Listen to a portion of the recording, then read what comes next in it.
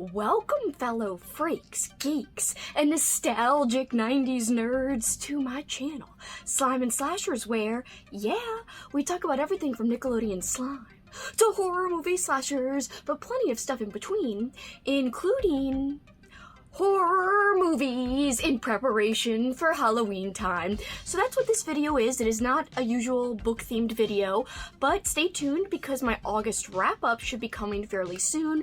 But until then, right now, today's video, I hope you guys, even bookish people, will take a look at this video. I'm very excited to give this top 10 list. This is kind of a top 10 horror movie spooky season gem list or spooky season treat list. So it's some underrated horror movies that I think people don't usually think to watch during spooky season, but movies that would totally fit the vibe for spooky season or in preparation for spooky season. Either way, I think it would fit. And without further ado, let's go to the short intro so we can come back sooner and dig into this list.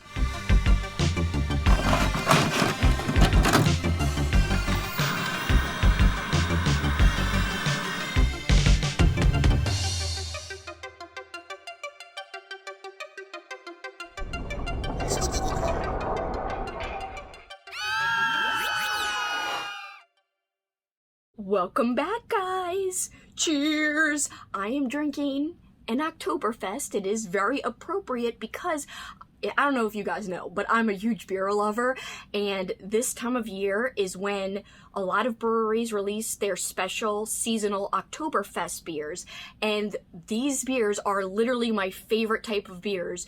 Year-round, besides this time of year, I usually get ambers, which Oktoberfest are ambers usually, so that's why I really especially like Oktoberfest. So I try to get ambers year round. If I can't find ambers, usually brown ales I like. You know, I mean, I like all kinds of beers, but I'm not a big IPA person because those are too high in alcohol for me. But anyway, this is for the season, and I'm very excited that it's finally out. I also love pumpkin beer, by the way.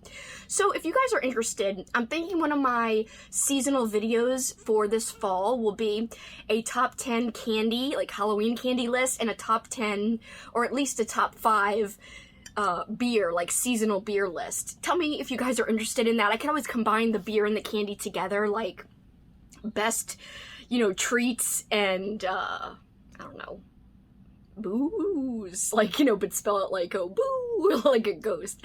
Best treats and booze for the season. I don't know. Anyway, I was thinking about doing a list. Please let me know if you guys are interested in that, because if so, I will definitely make that into a video. It's on my little idea list. I just don't know if there's enough interest to make it into a video, but I'm kind of jazzed about the idea, so I might do it anyway. I've got like a little skit idea for the beginning of it. Anyway, that's neither here nor there. Let's get into my list. As I teased in the intro, this list is all about, I'm really excited, it's all about underrated gems or hidden, underrated, fun movies. Movies you wouldn't normally think would fit into spooky season, or movies that you're looking to fill a void in between the time where we're in right now, where spooky season hasn't really officially begun yet technically, but you still want something kind of spooky and kind of different and kind of odd and kind of weird. You just want something to fill that Halloween-y void. Now, these aren't super Halloweenish for the most part, these movies that I'm going to recommend, but they're movies that are special in different ways, and I'll get into why. Again, Paul actually came up with the name because I did not know what to name this video. I'm like, I don't know, I've got 5 horror movies here, 5 non-horror movies, and the whole idea is that they're all great for spooky seasons, but they're movies you wouldn't necessarily think to watch, especially the non-horror movies. And he was like, how about, you know, spooky season gems, or how about this, spooky season treats? So yes, spooky season horror movie treats. So that's what I'm gonna go with. So here we go. I'm gonna start off with 5 spooky season treats type of movies that are horror movies.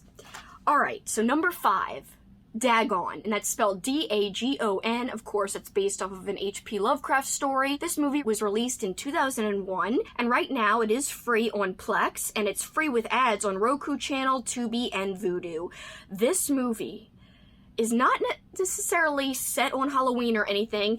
It's set in this really rainy town, this like fishing village, It's very creepy, very off-putting. It's kind of like a mystery to it. I would have never found this movie unless it was for this book. My friend wrote this awesome book. I know I talk about it a lot, so if you're an old viewer of mine, I'm sorry, I'm mentioning it again. Pumpkin Cinema, the best movies for Halloween. So my friend Nathaniel Toll, who wrote this book, in the book, he suggested Dagon, which I'm suggesting to you right now, from 2001. And there is a crazy scene in this movie that made me want to legit throw up. I had to look away, I squealed, and that is why this movie is perfect for either the peak of spooky season or while you're preparing to get ready and to get in the mood and vibe for spooky season. So this is what Nathaniel has to say about Dagon and the scene I'm referring to. He says, "Be warned, it does contain one agonizing, shocking sequence that will have even the most die-hard gorehounds squirming in their seats." And that is like the perfect description because yes, I did more than squirm in my seat, I almost barfed in my seat. Which is really disgusting, I'm sorry, but it is true. So yes, Dagon would be a perfect underrated movie to watch to get hyped for this time of year. Next up, number 4, another horror movie that is underrated, and another horror movie that I found out from the book Pumpkin Cinema, I think. This movie is called Strange Behavior, but it's also known under the name Dead Kids, so Dead Kids / Strange Behavior, released in 1978. It's really only available if you rent it on Amazon. That kind of sucks, but it is what it is. That's the only place you can find it. This is another movie with a crazy scene that really freaks me out. The scene is involving a needle moving towards an eyeball, and that always freaks me out. I hate stuff to do with eyes. So yeah, it's got creepy moments, it's got off-putting things, it's got crazy kills, but the best part of the movie has nothing to do with scary stuff. There is a costume party, and I'm not even absolutely 100% certain, I don't really recall if it's a Halloween party, but all these teenagers are dressed up in costume, and they're dancing to this wonderful song called Lightning Strikes. It's not even a Halloween song. It's basically like, lightning striking again. It's like an old 50s sounding song. Anyway, you wouldn't think that goes and would be great for a spooky mood, but because the kids are in costume and they all start like synchronized dancing like they planned it, it's freaking great. I love that scene. It gets me hyped for Halloween. I actually have that one scene. I have it like as a video clip from YouTube, and I put it on my Halloween YouTube playlist. By the way, if you are looking for more spooky suggestions for videos from YouTube specifically, I have a whole video I did last year, which I'm very proud of, about the ultimate YouTube playlist to get you hyped for spooky season. And that's got stuff like the lightning strikes again scene from Strange Behavior, aka Dead Kids. It has Anything Can Happen on Halloween, which is a scene from the movie The Worst Witch. It's got the main theme song from the movie Suspiria. It's got so much. It's got Halloween theme song. It's got some Disney cartoons and some Disney shorts, like the short Skeleton Dance, which is definitely perfect for spooky season. So yes, if you're looking for some fun stuff to watch on YouTube, I've got a whole thematic playlist for this time of year, including, yes, David Pumpkins. If you guys are familiar with the SNL skit, it's like one of my favorite things in the entire world. And it is on the playlist, of course. As is some other SNL stuff, like an Adam Sandler skit about candy, which I really love, and it's super underrated. Anyway, I will link that below if you're interested, because not a lot of people have viewed that video, and I'm really proud of it. It was a live stream, but I still had pictures and stuff. So anyway, alright, Strange Behavior, don't miss out on it. I think it's an underrated horror movie in general. It's got the scares, but it's got that thematic Halloween-y scene where the kids are all dressed up too. So it works in both ways.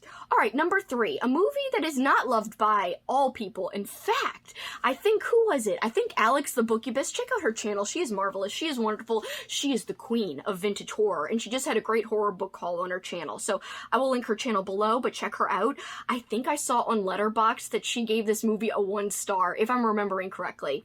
Anyway, my number 3 choice for a little hidden spooky season treat is Sweeney Todd. And you could find this on HBO Max. Of course, you could rent it some other places if you don't have HBO Max. You could rent it on Amazon, etc., etc. This movie is from 2007, and of course, I'm talking about Sweeney Todd with Johnny Depp. And I personally like it. I like the music in it, and I think it's really fun.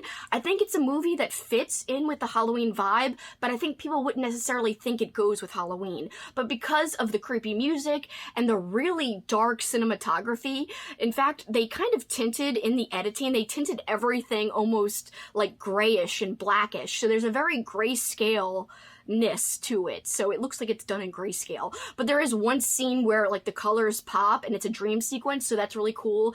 The juxtaposition of the colors, like most of the time it's drab throughout the whole movie, and then in this dream sequence it's really vivid and bright and crazy colors. It almost looks like Technicolor. Anyway, I think it's wonderful.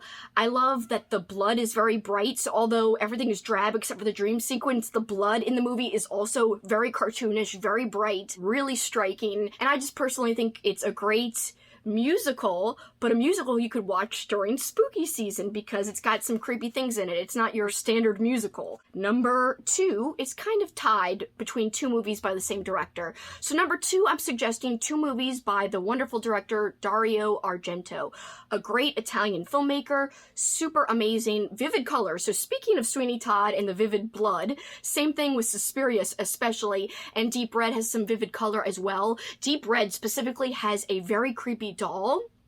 Suspiria and Deep Red both have amazing music. I also released a video last year that doesn't have a lot of views, and I will link my whole fall playlist from last year. I'm proud of all the videos I made. I even did like a clothes tour of all my Halloween clothes. That didn't get a lot of views. I did like a decoration tour from my other room where I have like a Halloween tree being decorated. None of that got a lot of views. So if you guys are new to my channel and love Halloween but missed all that content, I will link the whole playlist below. One of the videos I did was a countdown list of my favorite scores, like horror movie scores and Halloween songs. So definitely check that out. And on my list, I did include both songs, and this is a spoiler to the list, but hey, it's been a year. So it includes Suspiria's theme song by the band Goblin and another song by Goblin from Deep Red, which is the main theme, because Deep Red is also called Profondo Rosso, and I'm probably saying it wrong, but anyway, that is the name of the song, and it is so awesome. It's got like an organ type of vibe, so it's like, I can't even do it justice. I actually based my song, the person who offered to make my song for my channel, that I play in the intro and the outro, I asked the guy to base it off of the Profondo Rosso theme song. That's how much I like that song. I really like that song, and I avoid listening to it all year until it gets to Halloween time. So of course, for that reason, for the music alone, I had to put Suspiria and Deep Red on the list, but both movies are creepy. Suspiria especially has amazing kills. It's definitely got some Halloween vibes in terms of the content and the subject matter. I'm not going to give it away what Suspiria is about, what kind of, thing Suspiria is involving, because it's a mystery. If you don't know, if you've never seen it, I don't want to give it away. So Suspiria is from 1977, and right now you could find that free on Canopy. It's also free with ads on Tubi, and I thought it was on Shudder, but I could be wrong. So don't take my word for Shudder, but the other things, it's definitely available on Tubi and Canopy. Deep Red is from 1975, and like I said, it's also known under the name Profondo Rosso. That is also found on Canopy, Plex. If you have a Shudder subscription, you could find it there, and also you could watch it with ads on Vudu. And number 1 for part of this list, for the top 5 horror movies part of the list, is House of the Devil, a truly underrated, hidden treat/gem. I love this film so much. So this movie was released in 2009, and the whole thing that makes it special is that it was actually shot to look like it was made, like filmed, and released in the 80s. And I love that it actually has a wonderful guest appearance from Dee Wallace. She makes the smallest appearance. It's only a few minutes, but still, I love seeing her. It's kind of like a nod to the 80s with having her on screen at all, just alone. But also, it's got like old Coke logos, and you could just tell the clothes are 80s. It's got some wonderful music that's not even Halloween related in the flippin' movie. It's got the song One Thing Leads to Another, which is amazing and so catchy. And so it's about this girl who is desperate for money because she wants to move out of her dorm room because she's got a really crummy roommate. And so she's looking for a way to raise some money, and she sees these emergency babysitter needed ads around campus. And the person needs a babysitter for the time of this eclipse that's going to take place. A lot of people are going out to see the eclipse. And so she agrees to do it, but there's more to this babysitting job that meets the eye, she quickly learns. And so it's a very weird situation. She winds up babysitting anyway, and things develop. Anyway, I think it's super underrated, and even though it's set in winter, because you could tell it's very cold, she's wearing a winter coat the whole time. You know, when she breathes outside, you could see, you know, her breath in the air. However, I do think it's a wonderful, awesome horror movie to watch before Halloween, during Halloween, after Halloween, really anytime you're in the spooky mood for anything that's a good horror movie. This is so good, and not a lot of people talk about it, but honestly, it's one of my favorite horror movies of all time. Like, if you told me to name like a top 10, it would definitely be in my top 10. It might even be in my top 5 favorite horror movies. I just think no one ever says anything about it, and my friend Teresa introduced me to this movie, and she didn't tell me what year it was released. She had me watch it and say, what year do you think this movie was made? And I was like, I don't know, the 80s? She's like, wrong! It was supposed to look like it was made in the 80s. So that kind of made it like a little bit extra fun that I was actually fooled and thought it was, you know, filmed way back when. By the way, the director, Ty West, so right there that might, you know, lead you to believe that it's got some credence behind it. I think it does, and some prestige behind it, because I like him as a director. So yeah, if you're curious and you haven't seen it, check it out. And if you've already seen it, comment below what you thought with no spoilers, please. Do you like the movie? If you have seen it, not everyone might like it as much as me, but hey, I wanted to give it a shout out because it is one of my very favorite movies. And before we go to the second part of my top 10, or actually my second, I guess you could call it a whole separate top 5 list, I did want to show you guys one of my favorite posters. It's a House of the Devil poster. Look at these. That's like supposed to signify the eclipse, because that's a big part of the movie. Here is a character from the movie. You know, why does this person look like that? Anyway, House of the Devil. One of my favorite posters, one of my favorite movies. I love this. And I love this poster so much that I bought it for my friend Teresa as a gift, and then I also got myself another copy of the poster. I got this from Etsy. I don't know if there's any more available, but if there are, I'll link the shop below. And I'll link the shop below regardless, because this is a great piece of art and a really great Etsy store. So yeah, I just wanted to show this off before we move on. Okay guys, for the second half of the list, or my second top 5, whatever you want to call it, these next 5 movies are non-horror movies, but still movies that could be appropriate before spooky season, during spooky season, and after spooky season, aka any time of the year. Alright, so here we go. Donnie Darko from 2001. Some may argue it is a horror movie, other people might think it's a drama. I think it's just a wonderful film regardless, and although people might not directly associate Donnie Darko with Halloween, I do, because one, it's creepy as hell. We've got Frank, this frickin' bunny that Donnie Darko has seen, and you know, he also thinks the world's coming to an end. That's a whole big thing. It's hard to summarize what Donnie Darko is actually about. I'm sure most of you have seen it, but if you haven't, it's a really trippy movie that's amazing visually and musically, because there's a lot of great music in it. Anyway, there's a specific scene near the end of the movie where there's an actual Halloween-ish party where everyone's dressed up, and, you know, so Halloween vibes right there. It's definitely appropriate for Halloween. Donnie Darko's in like a skeleton outfit during the Halloween party, so that's super thematic. Anyway, it's just a really wonderful film, and it just gives me like really dark, morose, creeped out vibes, and that's why I think it's super appropriate for spooky time.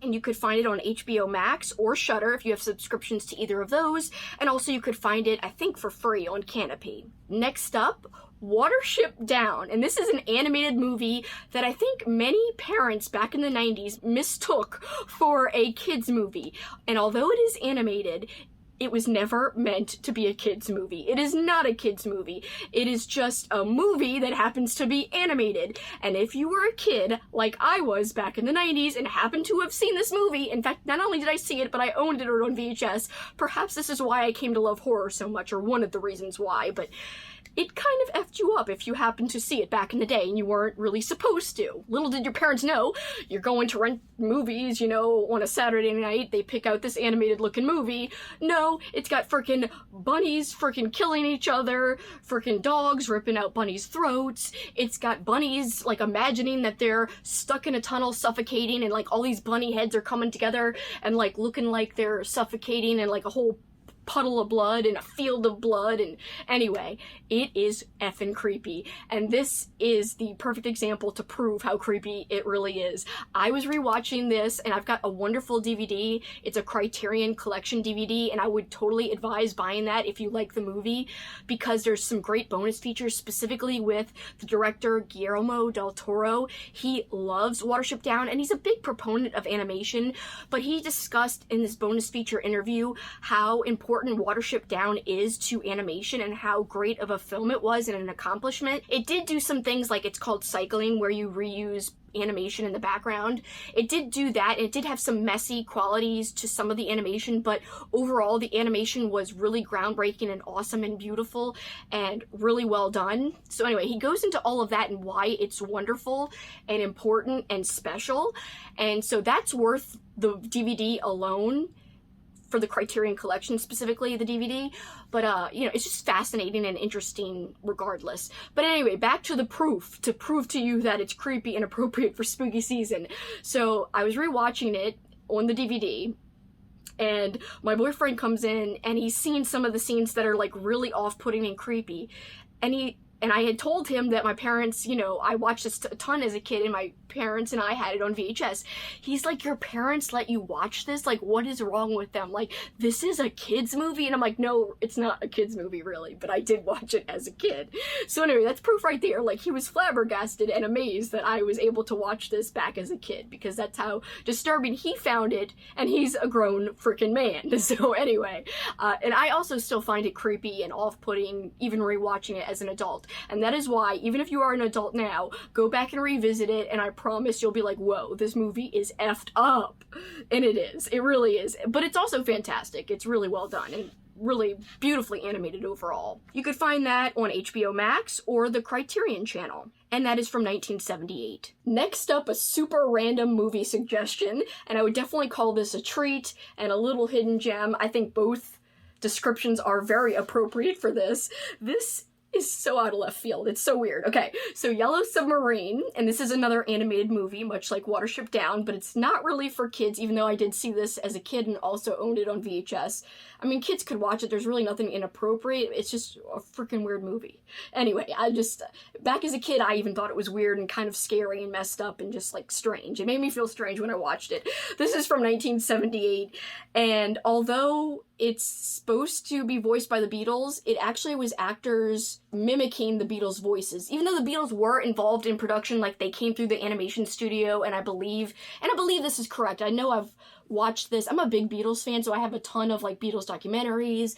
I have a ton of Beatles books, and I swear I read this or saw this on a documentary, that they were not the voices of themselves in the Yellow Submarine, but they went and visited the production studios while the movie was being animated, and other voice actors, you know, voiced the parts of the Beatles. But I think, like, you know, the Beatles were involved in some way. I just don't really remember. I watched all of this and knew all these details back when I was like 13, 14. I've been like a Beatles fan since I was 7 years old, and we're talking like a hardcore fan. Like, I produced a Beatles New Orleans special, like TV special, and it won an award, and I was like super proud of it. Anyway, that's one of my little like things in my career that I've been most proud of, was this special we did for this show I worked on, and it was a Beatles special. And we used a lot of my Beatles merch for like the set. We decorated the set all special. Anyway, so I like the Beatles is the point. And having said that, I do like the movies Help and A Hard Day's Night, which actually star the Beatles and are actually released earlier than Yellow Submarine. I like those better, but Yellow Submarine is hands down the creepiest of the three Beatles movies. And so Yellow Submarine, there's just something weird about it. There are these group of bad characters or bad guys called the Blue Meanies, and they're just really off-putting, especially like the lead Blue Meanie. He's like really weird, and like just his look is disturbing. Like, the way his body is like proportioned. I can't even explain it. He's very disturbing. Also, they have this scene where they play Eleanor Rigby. So it's got all these Beatles songs in it, and they animate them in this very unique art style. Like, some of it is almost like, you know, paper cut out and like animate. It's very odd and very different. And they're actually traveling in a yellow submarine, like through all these weird lands. So the Eleanor Rigby scene is really creepy and just like sad and morose. And so that's why it reminds me of fall time. Like, it'd be perfect to watch because it's just got like a darkness to it and like an eeriness to it and something off about it. Like, even if you don't find it creepy, there's something just like not right about it. Something like just like a little off kilter, just a little bit. But that's why it's perfect, I think, for spooky season or around spooky season. So anyway, I mean, there's also this Nowhere Man part where they come in contact with this like weird looking little creature who you don't know what this creature is, and that creature is also a little weird and off and disturbing. The whole movie's strange, and that's why I think it's great for this time. By the way, unfortunately, I think you can only find it on Apple TV. I'm not even sure if you can rent it like on iTunes. I think you might have to be subscribed to Apple TV, not absolutely sure. Next up, a kind of kids movie, but by the way, this also has to do with the Beatles in a way. Like, it's weird that these movies seem to be connected in different ways, but Time Bandits from 1981, a movie I also owned on VHS as a kid. And although this is technically a kids movie or a family movie, this flippin' movie is also strange, much like Yellow Submarine. Maybe because there's some British humor and British minds behind it. And especially British minds that are very similar to the Beatles. So let me just give you a little bit of background on this. So Time Bandits was directed by Terry Gilliam. Terry Gilliam is a member of the comedy group, and they're specifically a British comedy group, Monty Python. Monty Python, I was a huge fan of Monty Python as a preteen. Like 12, 13, 14, 15. I still like them now, but I was really obsessed with them back then. I always got Beatles presents for birthdays and Monty Python presents for birthdays and Christmas all the time. We're talking about, I've got Beatles dolls and Monty Python dolls from the Holy Grail movie.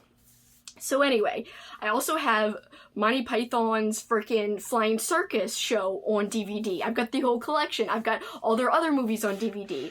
Our first DVD we ever owned as a family was Monty Python and the Holy Grail. But Time Bandits, again, it's not a Monty Python movie, but one of the members of Monty Python directed it. And another member of Monty Python helped co-write it. So along with Terry Gilliam, Michael Palin helped write it. So Michael Palin is also a member, like I said, of Monty Python. And fun fact, so we were just talking about Yellow Submarine. Well, a member of the Beatles is George Harrison, and George Harrison produced. Basically, he wasn't really actively involved in the movie, but he helped finance the movie. So he produced Time Bandits, in that, more like an executive producer. So he's on the VHS box cover, and he's in the credits. So I think that's kind of like all little fun facts. So you can find this on HBO Max, and you could also find it on the Criterion Channel. By the way, this stars Sean Connery, not for very long. It also stars Shelley Duvall, again, not for very long, but still. So it's got some prominent actors here and there in it, but what makes it appropriate for Halloween time is the strangeness, but also the very bleak ending. Like, the ending is super bleak. There's a really creepy evil villain guy who's like got all these henchmen, and he's trying to catch this little boy, and the little boy is running around with a group of small people, and they're the Time Bandits, and they're going back and forth through time, and it's really just an odd premise, but like even more so there's like a sadness and a weirdness. And by the way, this kid who ends up ganging up with these, you know, small people, these Time Bandits, he comes from a very weird family. They're kind of like really into electronics and TV and like, you know, owning things. They're very materialistic. And so I feel like there's a social commentary in Time Bandits as well that runs like throughout it, especially very heavily in the beginning and at the end of the movie. So yeah, that's something also to look into, is that like there's more to it than meets the eye. There's a bigger message behind it. And just, it's really just a fascinating movie. It's kind of got some fantasy elements, but definitely some horror elements in it. And it's a movie you would 100% never think to watch around Halloween time, but I can guarantee you it would technically fit with the spooky vibes. All right, last up, I'm going to do like a double suggestion for my last, you know, top movie on this list. It's two movies, but they're the same type of movie. And this is very closely associated with Halloween, so you might think to watch this, but it is not a horror movie. They are documentaries, both. So first up, the first documentary, American Scream from 2012, and then the second documentary, Epic Home Haunts from 2018. Both of these documentaries look at people decorating their houses. The Epic Home Haunt is more about the outside of a house, like, you know, making it a walk-through haunt on the outside, whereas American Scream is about, like, the outside and inside. It's about decorating as a whole and families who go all out. Essentially, they're both almost about the same thing, though.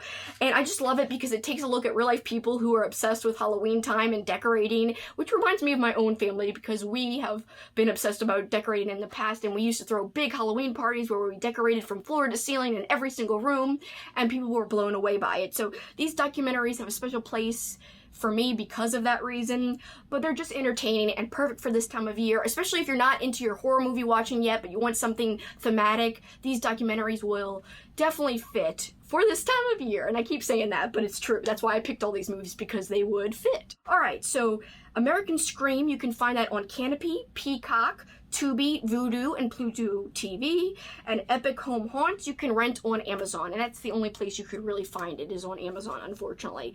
But anyway, that's where you could find those, and I've got quickly 3 honorable mentions, and that's it, and then we'll be done. First up, a movie that is not a horror movie, but it would totally fit with this time of year, Willy Wonka and the Chocolate Factory. Of course, the version with Gene Wilder, which is my favorite version, and it's actually one of my favorite movies of all time. I love the soundtrack. Speaking of musicals, my friend Kat and I actually did a whole video chat about movie musicals, and 2 of the movies we talked about were Sweeney Todd and Willy Wonka and the Chocolate Factory. So Willy Wonka is from 1971, and right now you could find it on HBO Max, and you could also rent it on Amazon.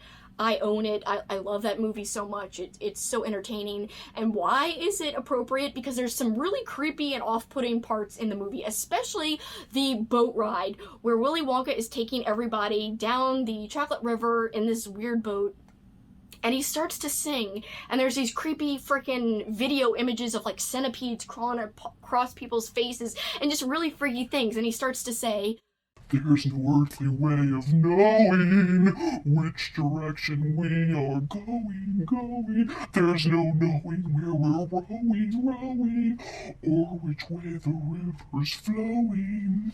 Is it raining? Is it snowing? Is a hurricane a-blowing?" And, like, this one woman is, like, all freaked out when he screams. like her facial reaction. And then at one part, at the very end of the boat scene, he, like, goes and screams, and it, like, rises to this insane crescendo, and it's like, oh! I can't even do it. Anyway, the boat scene alone is creepy enough to make this appropriate for spooky season. And I'm sure you guys are familiar with Willy Wonka, but hey, if you're missing it and you haven't seen it in a while, why not revisit it? Because yes, the boat scene makes it kind of appropriate for this time. And next up, 2 movies that are kind of connected together. One is a horror movie, but it's a bad horror movie, and you should watch it because it is bad.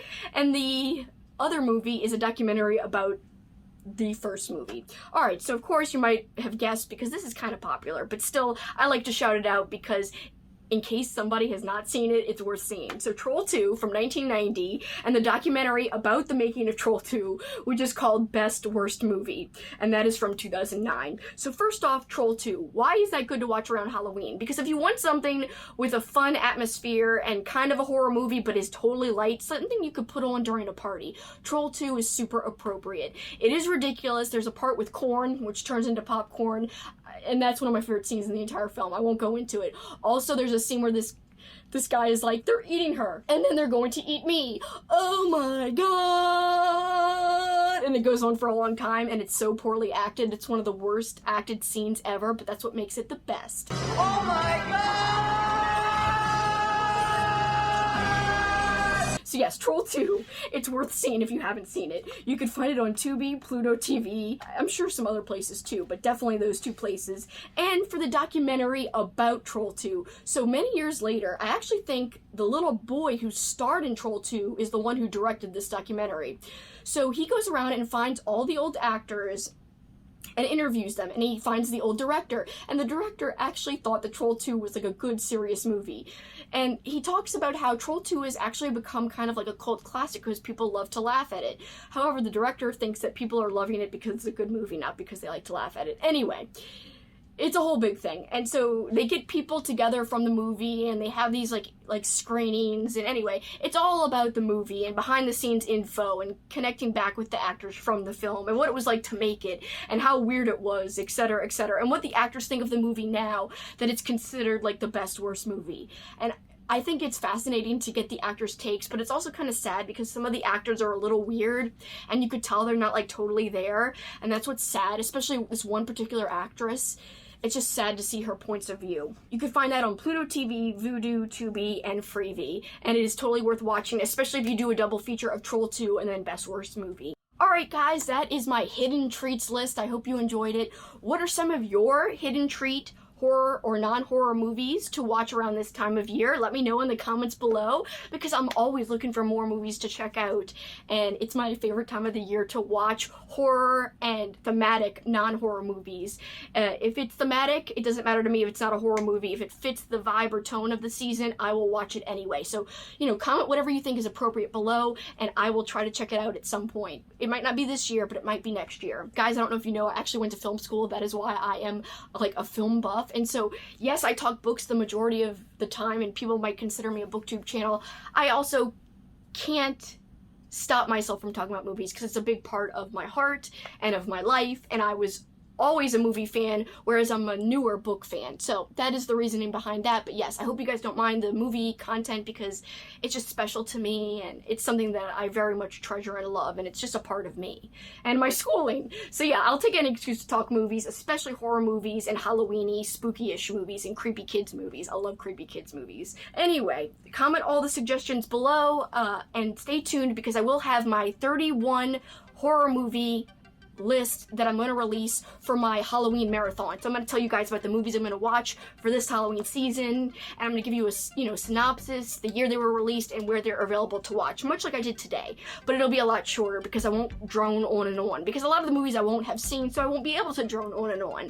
So anyway, that's something to look forward to, plus other fall content. Let me know again if you want me to do the beer candy video, because I really want to do it. I want to do it. Please say you want me to do it, because I want to.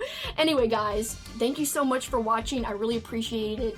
It's so special that you guys take the time to view my videos. You know it means so much to me, and I say it all the time, but it doesn't mean it isn't true just because I say it a lot. Alright guys, but for this time, it's finally it. This is it for me. Till next time, you guys know what you can do. Keep on killing it. Bye guys!